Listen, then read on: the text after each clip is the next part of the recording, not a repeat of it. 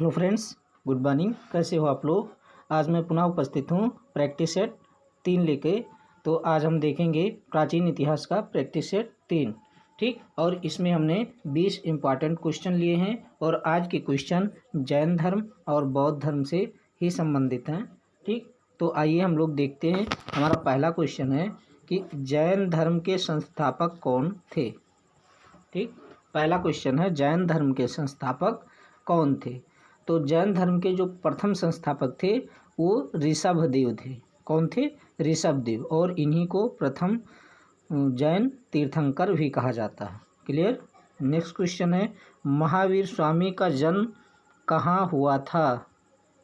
ठीक, इसमें कुल मिलाकर के 24 तीर्थंकर हुए हैं, जिसमें ऋषभदेव प्रथम थे और पार्श्वनाथ 23वें थे और 24वें तीर्थंकर महावीर स्वामी ही थे। यही महावीर स्वामी 24वें तीर्थंकर थे। ठीक, और इन्हीं को जैन धर्म का वास्तविक संस्थापक 24वें तीर्थंकर महावीर स्वामी को ही माना जाता है, लेकिन प्रथम कौन थे? ऋषभदेव थे। ठीक, तो यहाँ महावीर स्वामी का जन्म कहाँ हुआ था। ठीक, तो देखेंगे कि महावीर जो स्वामी हैं ये इनका जो इस समय वर्तमान राज्य क्या नाम है बिहार है, वहाँ पे हुआ था। तो और 540 ईसा पूर्व में हुआ था। कब हुआ था? 540 ईसा पूर्व, यानी ईसा के जन्म के 540 साल पहले हुआ था। ठीक, और कहाँ हुआ था? कुंडग्राम में, वैशाली में हुआ था, जो इस समय वर्तमान बिहार राज्य में पड़ता है। ठीक, कुंडग्राम वैशाली में हुआ था। क्लियर। और चीज़ बता दें इनसे संबंधित कि इनके पिता का नाम सिद्धार्थ था, जो ज्ञात्रिक कुल के सरदार थे, और इनकी माता का नाम त्रिशला था, जो लिच्छवी राजा चेटक की बहन थी। अभी आगे हम लोग चेटक के बारे में पढ़ेंगे, जब 16 महाजनपद आएगा और उसमें हर्यक वंश आएंगे और सब सारी चीज़ें आएंगे, तो वहाँ पे ये लोग मिलेंगे। और महावीर जो स्वामी हैं इनकी पत्नी का नाम यशोदा था। देखो, यशोधरा नहीं कर देना है, थोड़ा सा अंतर है महात्मा बुद्ध और जैन में। ठीक, तो वहाँ यशोधरा है और यहाँ यशोदा है। क्लियर। और इनकी पुत्री का नाम अनुजा प्रियदर्शनी था। ठीक, और इनका एक दामाद भी था। अब लड़की थी तो दामाद भी होगा। ठीक, और इनके बड़े भाई का नाम नंदीवर्धन था। ठीक, और इनके दामाद का नाम क्या था? जमाली था। क्लियर। तो अब नेक्स्ट देखते हैं कि प्रथम जितने भी क्वेश्चन हैं उनके आंसर तो बताएंगे ही, कोशिश करेंगे उस क्वेश्चन से संबंधित कुछ फैक्ट भी आपको दिया जाए, जिससे ये सिर्फ देखने में 20 क्वेश्चन हैं, लेकिन ओवरऑल देखा जाए तो करीब करीब 40 क्वेश्चन या फिर कहें कि 30 क्वेश्चन तो बन ही सकते हैं। ठीक, तो महावीर स्वामी ने अपना प्रथम उपदेश किस भाषा में दिया था। ठीक, इम्पॉर्टेंट है, किस भाषा में दिया था। महावीर स्वामी ने अपनी जो उपदेश दिए थे वो प्राकृत भाषा में दिए थे। किस भाषा में? प्राकृत, जिसे हम अर्धमागधी भी कहते हैं। क्लियर।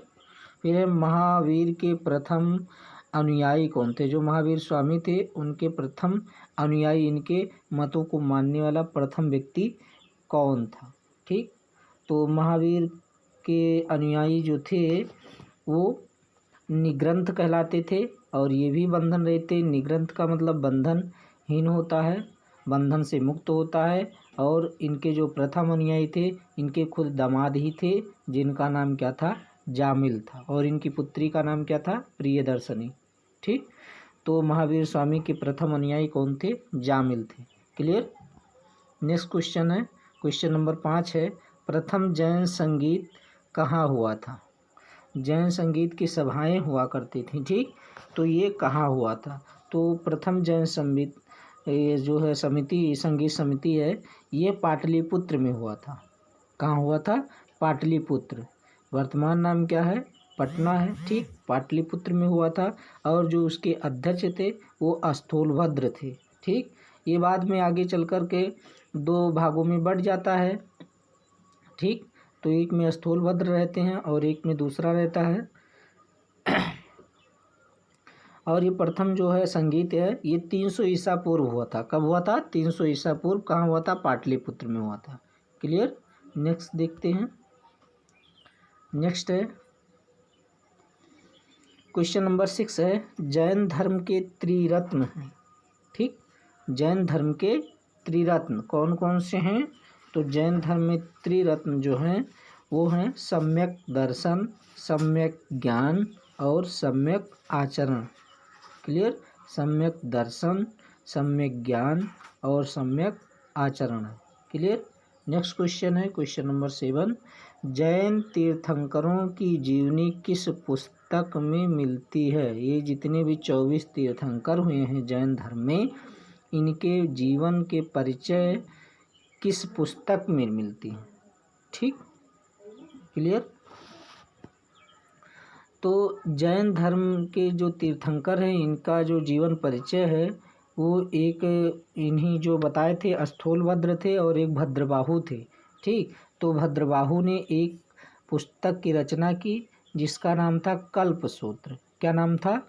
कल्पसूत्र था। और उसी में जैन धर्म के तीर्थंकरों के जीवन परिचय के बारे में बताया गया है। क्लियर? क्वेश्चन नंबर 8 है, महावीर स्वामी को निर्वाण कब प्राप्त हुआ? ठीक, जैसे अगर साधारण मनुष्य जैसे हम सबकी अगर मौत आ जाए तो हम उसे कहेंगे मृत्यु हो गई, ठीक, या मौत हो गई। और जो ये लोग थे तो इनकी मृत्यु को निर्वाण कहा जाता है। निर्वाण का मतलब मोक्ष प्राप्त करना। अब मोक्ष का मतलब होता है कि अब ये पृथ्वी पर दोबारा जन्म नहीं लेंगे। जिनको मोक्ष प्राप्त हो जाता है वो पृथ्वी पर दोबारा जन्म नहीं लेते हैं, बार बार जन्म इनको नहीं लेना पड़ता है, इसीलिए इनको क्या कहा गया? निर्वाण प्राप्त करना कहा गया है। ठीक, तो क्वेश्चन क्या है, महावीर स्वामी को निर्वाण कब प्राप्त हुआ था? तो 468 ईसा पूर्व में इनको निर्वाण प्राप्त हुआ था। कहाँ? बिहार राज्य के पावापुरी यानी राजगीर में हुआ था। क्लियर? फिर है क्वेश्चन नंबर 9 है कि एशिया का ज्योतिपुंज किसे कहा जाता है? ठीक, एशिया का ज्योतिपुंज किसे कहा जाता है? तो ये भगवान बुद्ध हैं, गौतम बुद्ध को जो एशिया का ज्योतिपुंज कहा जाता है, यानी लाइट ऑफ एशिया कहा जाता है। क्लियर? गौतम बुद्ध को। फिर है नेक्स्ट क्वेश्चन, गौतम बुद्ध का जन्म कहाँ हुआ था? ठीक, गौतम बुद्ध का जन्म कहाँ हुआ था? तो गौतम बुद्ध का जन्म लुम्बिनी में हुआ था। कहाँ? लुम्बिनी नामक स्थान पर हुआ था, कपिलवस्तु में। ठीक, और कब हुआ था? 563 ईसा पूर्व में हुआ था। ठीक, 563 ईसा पूर्व कपिलवस्तु के लुम्बिनी नामक स्थान पर हुआ था। क्लियर? नेक्स्ट क्वेश्चन देखते हैं। नेक्स्ट क्वेश्चन है कि गौतम बुद्ध ने कितने वर्ष की अवस्था में गृह त्याग किया? ठीक, कितने वर्ष की अवस्था में गृह त्याग किया? तो गौतम बुद्ध ने 29 वर्ष की अवस्था में गृह त्याग किया था। ये सांसारिक समस्याओं से व्यथित होकर दुखी होकर 29 वर्ष की ही अवस्था में गृह को छोड़ दिया यानी त्याग कर दिया। और इनका ये गृह त्याग करना, घर से बाहर जाना, बौद्ध धर्म में क्या कहलाता है? महाभिनिष्क्रमण कहलाता है। ठीक, क्या कहलाता है? महाभिनिष्क्रमण कहलाता है। क्लियर? नेक्स्ट क्वेश्चन है कि गौतम बुद्ध ने सांख्य दर्शन की शिक्षा किससे ग्रहण की थी? क्या? सांख्य दर्शन की शिक्षा किससे ग्रहण की थी? ठीक, तो इन्होंने जब गृह त्याग किया उसके बाद में सिद्धार्थ की मुलाकात वैशाली के आलार कलाम से हुई। ठीक, आलार कलाम ने ही इनको सांख्य दर्शन की शिक्षा दी थी। ठीक, और यही गौतम बुद्ध के प्रथम शिष्य भी कहलाए, प्रथम गुरु भी कहलाए। ठीक, कौन? आलार कलाम। अगर इस तरह से पूछा जाए कि गौतम बुद्ध के प्रथम गुरु कौन थे तो आलार कलाम थे। ठीक, जिनसे इन्होंने क्या किया था? सांख्य दर्शन की शिक्षा ग्रहण की थी। ठीक, नेक्स्ट क्वेश्चन देखते हैं। क्वेश्चन नंबर है 13, गौतम बुद्ध को किस नदी के किनारे ज्ञान प्राप्त हुआ? किस नदी के किनारे ज्ञान प्राप्त हुआ? ठीक, इसको अब देखेंगे हम। हुआ क्या कि इन्होंने अन्न जल, जब ये क्या नाम है ध्यान में मग्न हुए, अन्न जल ग्रहण करना छोड़ दिया और 6 वर्ष की कठिन तपस्या के बाद 35 वर्ष, अब 29 में निकले थे, 6 वर्ष के बाद 35 वर्ष की आयु में इन्हें पूर्णिमा की रात, बैसाख की पूर्णिमा की रात, एक जो नदी थी उसका नाम क्या था, निरंजना या फल्गु नदी के किनारे पीपल वृक्ष के नीचे, ठीक, अगर वृक्ष पूछा जाए तो पीपल वृक्ष के नीचे, नदी तो निरंजना नदी थी या फल्गु नदी, ठीक, इनको क्या हुआ, ज्ञान प्राप्त हुआ। और इनका नाम पहले क्या था, सिद्धार्थ था। क्या नाम था, सिद्धार्थ था। तो इन्हें निरंजना नदी के किनारे पीपल वृक्ष के नीचे ज्ञान प्राप्त हुआ था। कितनी उम्र में, 35 वर्ष की अवस्था में, ठीक। नेक्स्ट क्वेश्चन है, क्वेश्चन नंबर 14 है, बुद्ध ने अपना प्रथम उपदेश कहाँ दिया था, ठीक, भगवान बुद्ध या गौतम बुद्ध ने अपना प्रथम उपदेश कहाँ दिया था, क्लियर। तो इन्होंने जो अपना प्रथम उपदेश दिया था वो सारनाथ में दिया था, ऋषिपत्तनम में, ठीक। और इसे क्या कहा गया, पहले उपदेश को बौद्ध ग्रंथों में धर्मचक्र प्रवर्तन कहा गया है। क्या कहा गया है, धर्मचक्र प्रवर्तन कहा गया है। जब ये घर से बाहर निकले यानी गृह त्याग किया तो महाभिनिष्क्रमण कहा गया।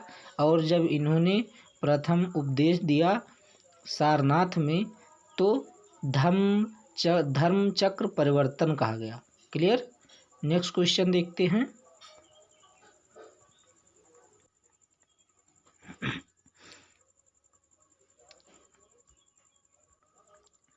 क्वेश्चन नंबर 15 है कि प्रथम बौद्ध संगीति सभा कहाँ हुई थी, ठीक। तो कुल मिलाकर के जो बौद्ध संगीति है ये 4 बार की गई थी, ठीक। तो उसमें से जो प्रथम बौद्ध संगीति सभा थी वो कहाँ की गई थी, वो किया गया था राजगृह में, ठीक। हम चारों का नाम बताए दे रहे हैं कहाँ कहाँ हुआ था और उस समय कौन अध्यक्ष थे और किसके शासनकाल में हुआ था। नोट करना चाहें तो नोट कर सकते हैं। प्रथम बौद्ध संगीति हुआ था 483 ईसा पूर्व में हुआ था। कहाँ, राजगृह में, स्थान है राजगृह में। और इसके अध्यक्ष, प्रथम बौद्ध संगीति के अध्यक्ष थे जो प्रथम वाले में महाकश्यप थे, ठीक। और ये किसके शासनकाल में हुआ था, अजातशत्रु। उस समय का शासक कौन था, अजातशत्रु। द्वितीय बौद्ध संगीति जो हुआ था वो 383 ईसा पूर्व यानी एग्जैक्ट 100 साल बाद हुआ था। और ये कहाँ हुआ था, वैशाली में हुआ था। और इस बौद्ध संगीति के जो अध्यक्ष थे सबाकामी थे और ये शासनकाल चल रहा था, कालाशोक चल रहा था, ठीक। जाहिर है शासक बदल जाएगा क्योंकि 100 साल का गैप है तो कालाशोक आ गया था। तृतीय बौद्ध संगीति ये पाटलिपुत्र में हुआ था। कब हुआ था, 255 ईसा पूर्व, क्लियर। कब हुआ था, 255 ईसा पूर्व। और मोगलीपुत्तिस इसके अध्यक्ष थे और ये शासनकाल चल रहा था अशोक का 255 में, क्लियर। और चतुर्थ बौद्ध संगीति जो थी वो कुंडल वन में हुआ था, ठीक, कुंडल वन में हुआ था। और शासनकाल उस समय किसका था, कनिष्क का था, क्लियर। तो चारों हो गए। और इसमें बौद्ध धर्म के जो त्रिरत्न हैं, जैसे जैन धर्म में त्रिरत्न बताया गया था, सम्यक आचरण, सम्यक ज्ञान, ये सब थे। और बौद्ध धर्म के त्रिरत्न हैं बुद्ध, धम्म और संघ, क्लियर। तो इतने फैक्ट्स आपको याद रखने हैं, क्लियर। क्वेश्चन नंबर नेक्स्ट है 16 नंबर है, बौद्ध संघ में सम्मिलित होने के लिए न्यूनतम आयु उस समय क्या थे, कितने वर्ष के लोग बौद्ध संघ में सम्मिलित हो सकते थे। तो वो आयु न्यूनतम जो थी वो 15 ईयर यानी 15 वर्ष थी। 15 वर्ष से कम की उम्र के लोग बौद्ध संघ में सम्मिलित नहीं हो सकते थे, क्लियर। नेक्स्ट क्वेश्चन है, गौतम बुद्ध ने सर्वाधिक उपदेश कहाँ दिए थे, ठीक। इन्होंने अपने उपदेश बहुत जगह दिया तो उसमें सबसे ज़्यादा बार कहाँ दिया था, ठीक। तो इन्होंने जो अपना उपदेश सबसे अधिक बार दिया वो दिया था वैशाली, ठीक, वो श्रावस्ती में दिया था, ठीक। कहाँ दिया था, श्रावस्ती में, जो उस समय कौशल देश की क्या थी, राजधानी थी। और इस समय श्रावस्ती उत्तर प्रदेश का एक डिस्ट्रिक्ट है, जिला है, क्लियर। तो श्रावस्ती में सबसे अधिक इन्होंने क्या दिया था, उपदेश दिए थे, क्लियर। नेक्स्ट क्वेश्चन देखते हैं। 18 है, बुद्ध ने किस भाषा में उपदेश दिए थे? ठीक, किस भाषा में? जैसे जैन धर्म में महावीर स्वामी ने प्राकृत भाषा में उपदेश दिए और बुद्ध ने अपने उपदेश जो दिए थे वो पाली भाषा में दिए थे। किस भाषा में? पाली भाषा में। क्लियर। नेक्स्ट क्वेश्चन है कि बुद्ध को महापरिनिर्वाण कब प्राप्त हुआ? बुद्ध को महापरिनिर्वाण कब प्राप्त हुआ? ठीक, तो इनको 483 ईसा पूर्व में इनको महापरिनिर्वाण प्राप्त हुआ। और कहाँ हुआ था? उत्तर प्रदेश का एक देवरिया जिला है, वहाँ है कुशीनारा यानी कुशीनगर। ठीक, वहीं पे इनको महापरिनिर्वाण हो गया। कहा जाता है कि वहाँ एक चुंद नामक व्यक्ति था और उसने जो भगवान बुद्ध को भोजन अर्पित किया था, उसको भोजन करने के बाद इनकी मृत्यु हो गई थी। क्लियर। नेक्स्ट क्वेश्चन है कि गौतम बुद्ध के माता का नाम क्या था? ठीक, तो इनकी माता का नाम महामाया था। ठीक, और इनके जन्म के 7 दिन बाद ही इनकी माता का क्या हो गया था? स्वर्गवास हो गया था। तो इनकी मौसी थी, उनका नाम गौतमी था। इनका लालन पालन पोषण उन्हीं ने किया था, इनकी मौसी द्वारा किया गया था। ठीक, तो आज के लिए बस इतना ही। 20 क्वेश्चन आज कंप्लीट हो गए हैं। मिलते हैं फिर नेक्स्ट वीडियो में नेक्स्ट डे पर।